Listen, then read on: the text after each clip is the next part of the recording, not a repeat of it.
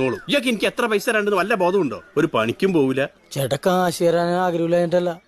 വീട്ടില് ഭയങ്കര പട്ടിണിയാണ്. എന്റെ തന്തേന്ന് പറഞ്ഞ ഒരാഴ്ചയായി പടി പിടിച്ച് വീട്ടിൽ പണിക്ക് പോകാണ്ടിരിക്കണത്.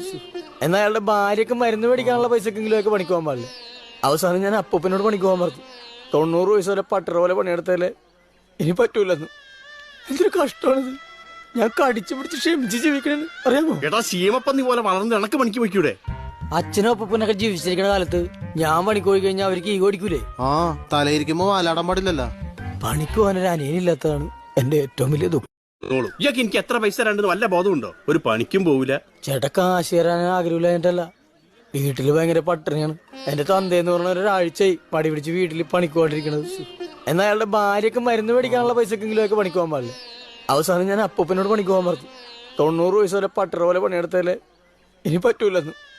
എന്തൊരു കഷ്ടമാണിത്. ഞാൻ കടിച്ചു പിടിച്ച്